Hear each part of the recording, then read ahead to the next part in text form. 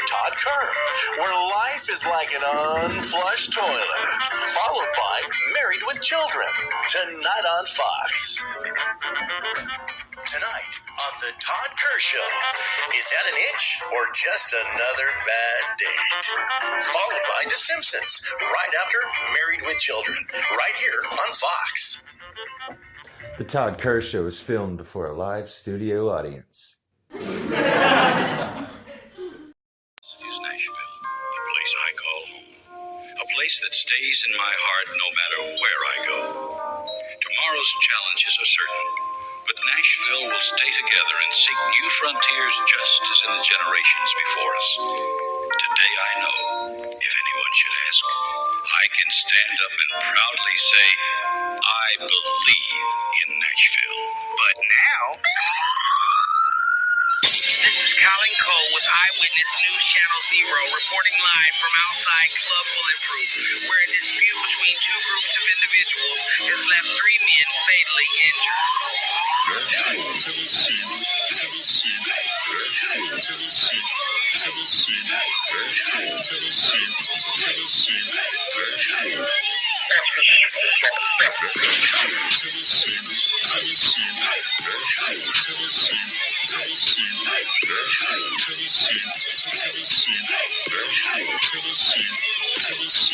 Chrome spinning grills, gaming candy coated paint, twinklers speaking in that summer slang. You ain't understood a thing, blowing on that killer green, popping pills, sipping lean.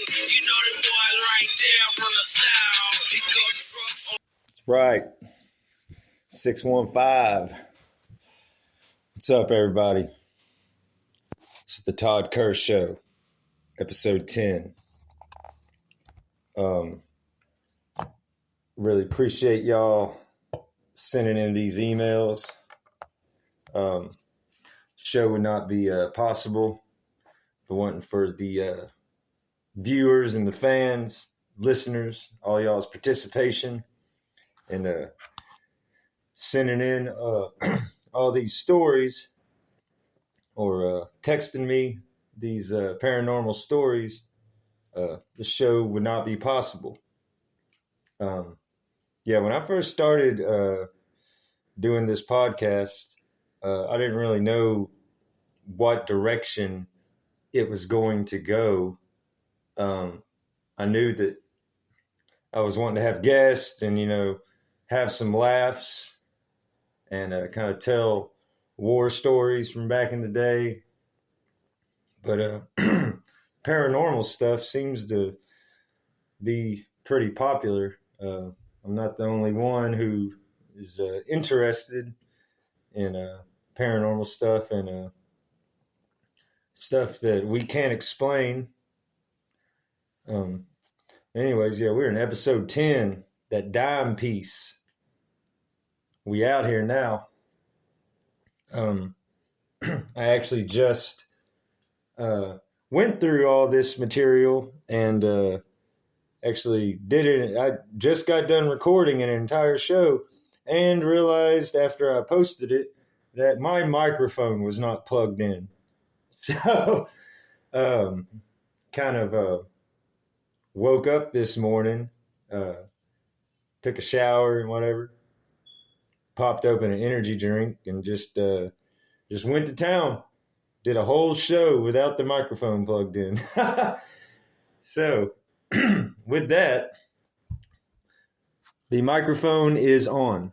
Okay, I can see that. So we're going to go into these stories. A lot of these stories we're going into. That's why I did the haystack song at the beginning. A lot of these stories take place, actually, people are sending them in, take place in downtown Nashville. Some haunted honky tonks down there for sure. So this one comes from Destiny in Goodlettsville, Tennessee. I'm going to go ahead and read all these emails. Kind of not going to sit there and just read 3 sentences and that's it. I'm kind of going to tell the story in my own perspective and with my own details and stuff.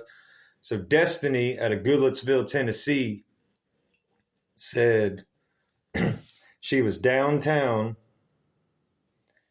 on Broadway or somewhere downtown around all the bars, and said that she saw a UFO type thing, but it was small. She said it was a little red Coke can flying around. She thought it was a drone.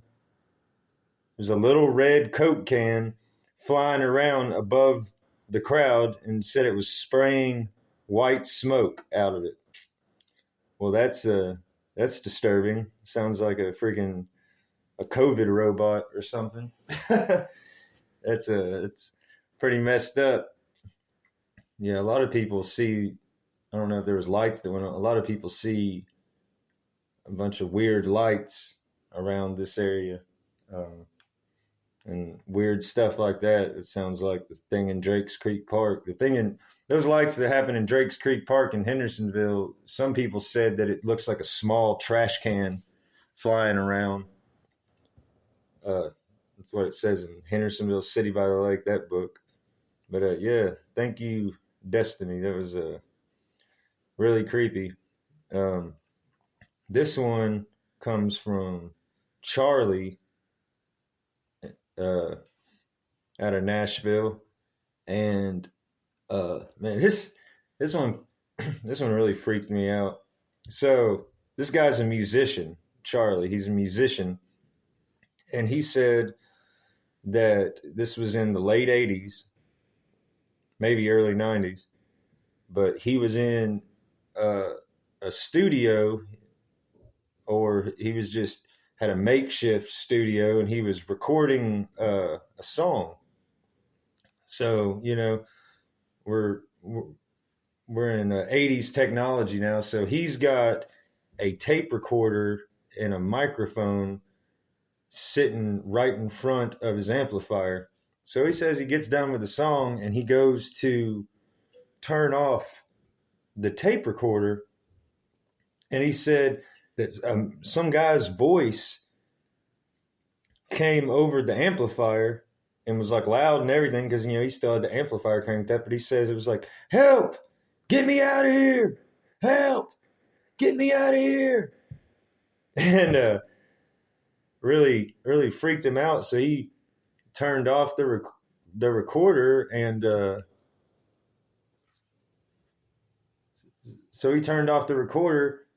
and went and played it back, and yeah, he caught it on tape. Some guy screaming help, saying, "Get me out of this amplifier."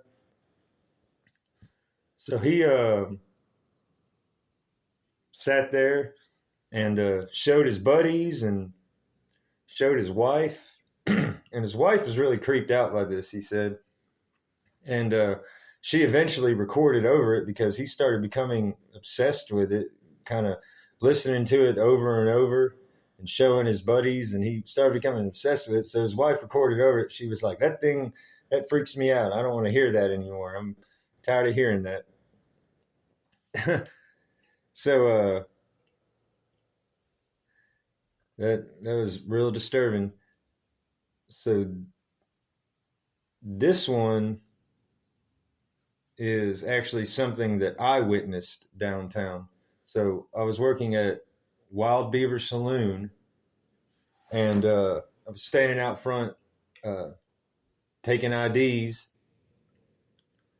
and stuff. I was always, you know, I worked inside with the crowd, but most of the time you can find me on the sidewalk, and this is on the corner of 2nd Avenue and Commerce Street, like right across the street from the Batman building. All right, so, excuse me.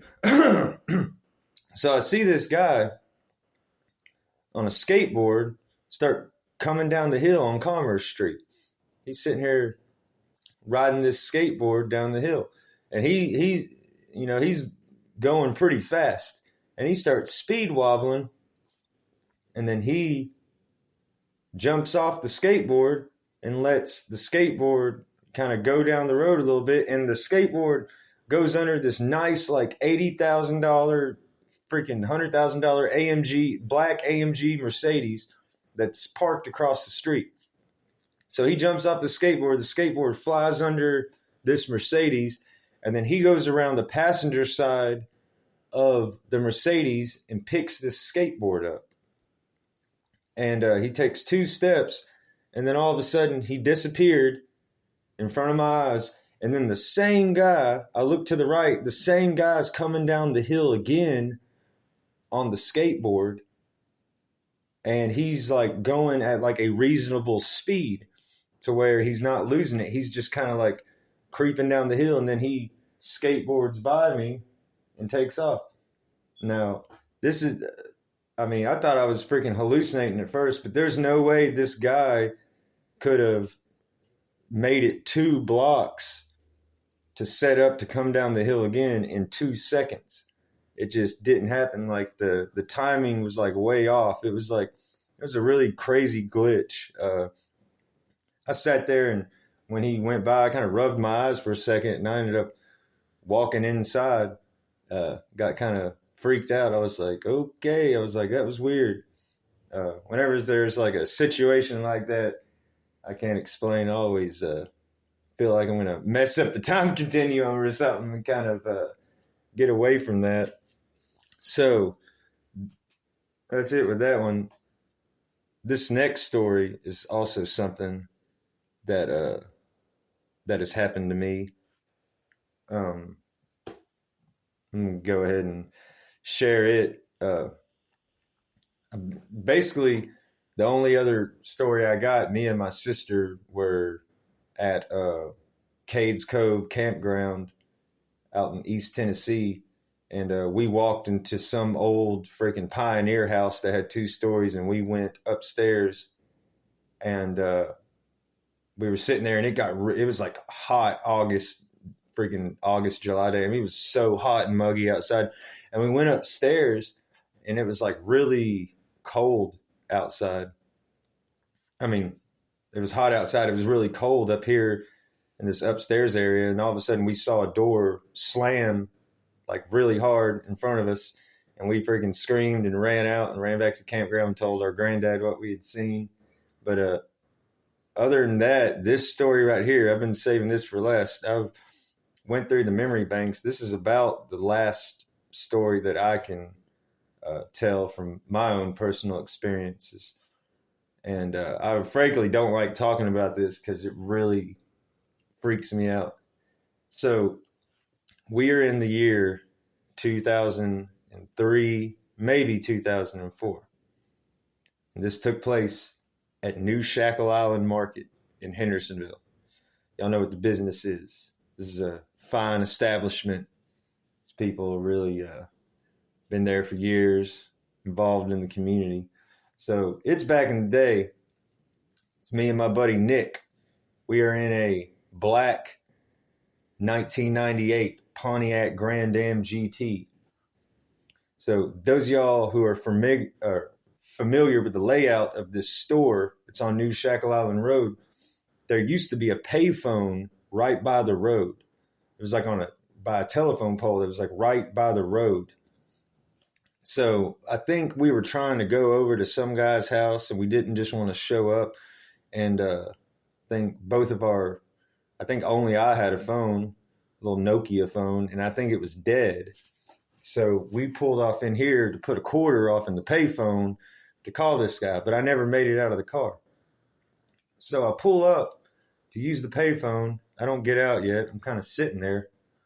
All of a sudden, Nick says, dude, he's like, that's you. He's like, you're walking out of the store. And I was like, what?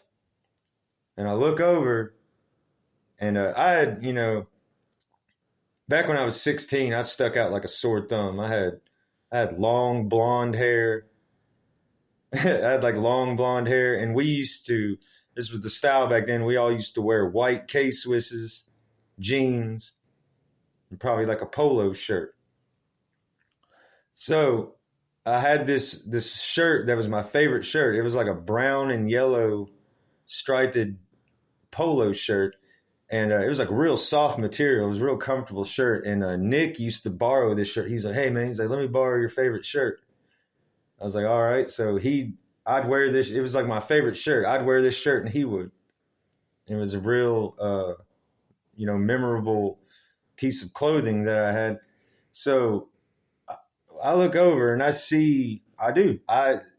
he saw it first. And then I looked over and I see myself walking out of this store. And I walk down the sidewalk, and then there's another black 98 Pontiac Grand Am GT. And then I hop into the automobile that I'm sitting in. We really got creeped out for a second. It was some kind of glitch in the matrix. And he looks at me and he's like, get the fuck out of here. I was like, yep. We noped out of there. Like I pulled on the New Shackle Island Road and continued on down the road. But it really creeped us out that we went down the road and we were discussing it. We were like, what the F? What the F? Like, what? That was not right. And I was like, yeah. I was like, and when we first saw it, we felt so uncomfortable being there. We definitely got out of there real quick. It was so creepy, so uncomfortable, especially from my perspective, because I sit there, I can see myself walking out of the store and then hopping into the car that we're sitting in. I don't know what happened there. But that one always stuck out. I've been saving that one for a good time. I really haven't even talked about that in 15 years. I don't bring that up because it's kind of creepy. I don't want to mess up the butterfly effect or mess up the time continuum. You know what I'm talking about? But so this one is from, I'm going to go into another email here. This one is from we're about done with the Nashville area, but this one is from Bernie out of Cleveland, Ohio. And this takes place around the Bell Witch Cave area. So this is probably 70s or 80s. So him, Bernie, his brother Scott, and his mom and dad, I guess their sister was with him too. They go to the Bell Witch Cave, go to that area. So they're leaving the Bell Witch Cave, and all of a sudden they see on the side of the road like some old plantation house or some old mansion, and they pull up and it looks like it's like, from back in the day. And they actually open the door to this mansion, go inside. The mom and dad are still down there by the car. The kids are running around playing. So he runs into the house, runs up the stairs, goes into a room that's upstairs, and comes out on the porch. That's like a second story porch, like 20 feet off the ground. And he's sitting there waving to his mom and dad, standing on the back porch like, hey, mom and dad, hey. And so he kind of told me that story. And then they were all over this house, it said that it looked like it had a bunch of antique stuff. They thought it was like something that they were trying to preserve, some sort of time capsule house or something.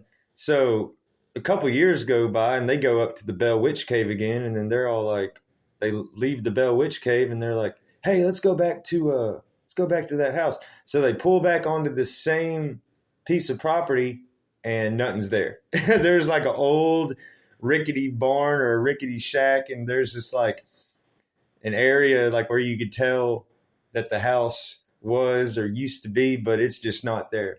That one always, that one right there creeped me out because that's crazy that you actually went into the house, were elevated 20 feet off the ground on the back porch, looking down, waving, and then all of a sudden it's not there. Oh man, that's something else. Let's take another one here. This one is from Adam from Texas. Okay, this guy is personally a friend of mine. He grew up in the neighborhood I grew up in, off of Stop 30 Road. So he's going to share something that he witnessed in that house and something that he witnessed at his house that after he moved from Hendersonville, they moved to Las Vegas, Nevada. Actually, they moved from Hendersonville to Henderson, Nevada. So his parents had a real nice house in a nice neighborhood, nice gated community out there. And I've actually used to go out there and visit him. I've been out there probably 3 or 4 times. So both these houses he's talking about, I've actually been in them, but never experienced anything. But he's just sharing stuff that he experienced in these houses. So the house off of Stop 30 Road, we're probably in the 99, 2000, 2001 era right here. So we used to get off of school and we used to, make us a bowl of cereal and sit there and watch Dragon Ball Z. It was like, that was the routine. So Adam says he gets off the bus, walks in his house. He's upstairs in the bonus room getting his DBZ on. And all of a sudden he hears the front door open, hears the TV turn on in the living room, and he hears the microwave going in the kitchen. So he thinks it's his little brother coming from a friend's house or whatever. So eventually he gets hungry. He goes downstairs to get him something to eat, get a bowl of cereal, and he notices his brother's not in the TV's on. His brother's not in the living room. He goes into the kitchen. The microwave's been going for 15 minutes.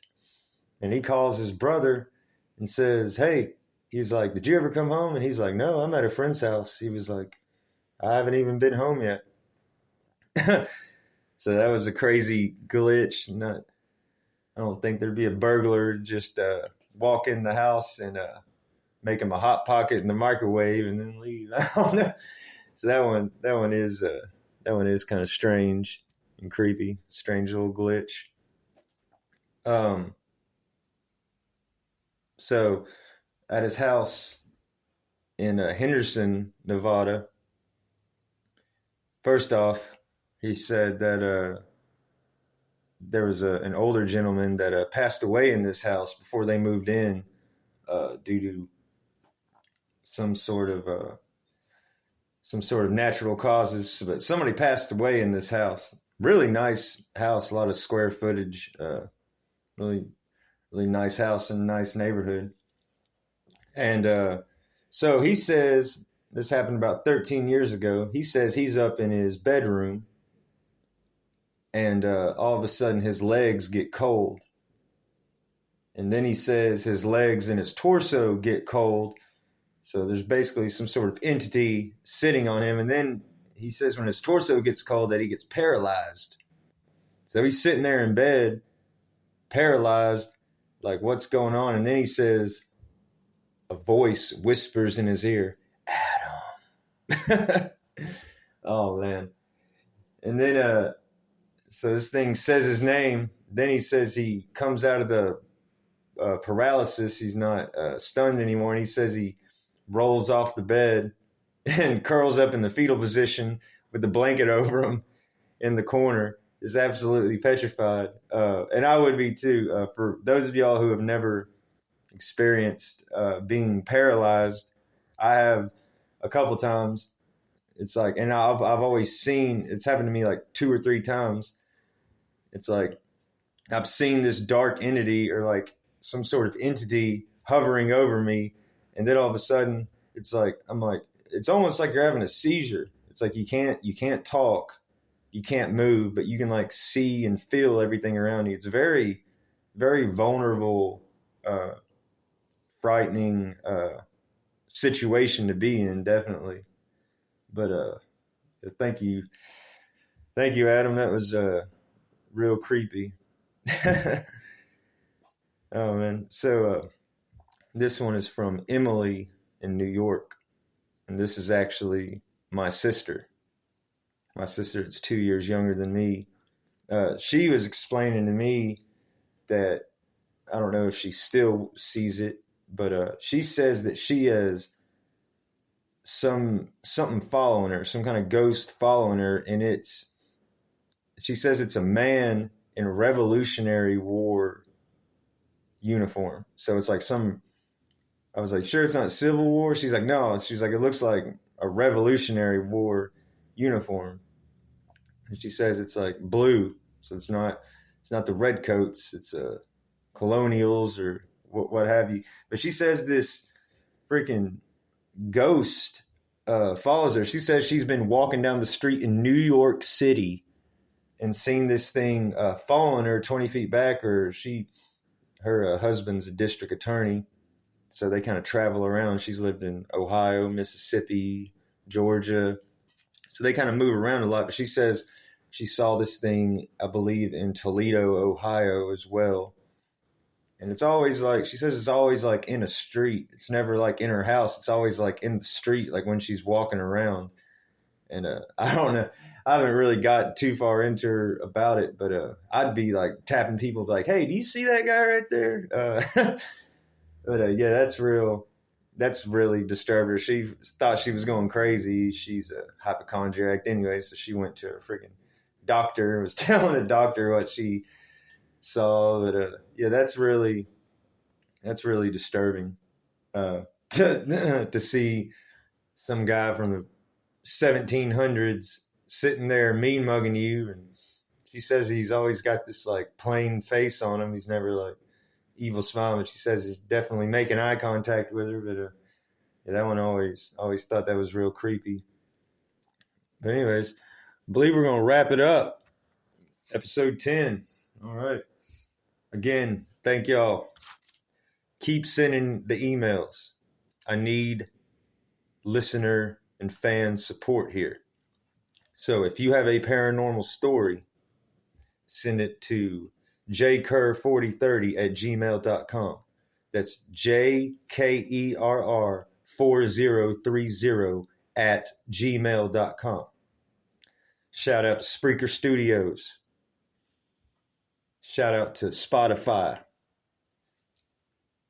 PA Botanicals, Hermitage, Pennsylvania. Definitely local supporter. But with that, we're going to complete episode 10. Running out of material, guys, so need y'all's participation with the emails. So it's been real. I will see y'all next time.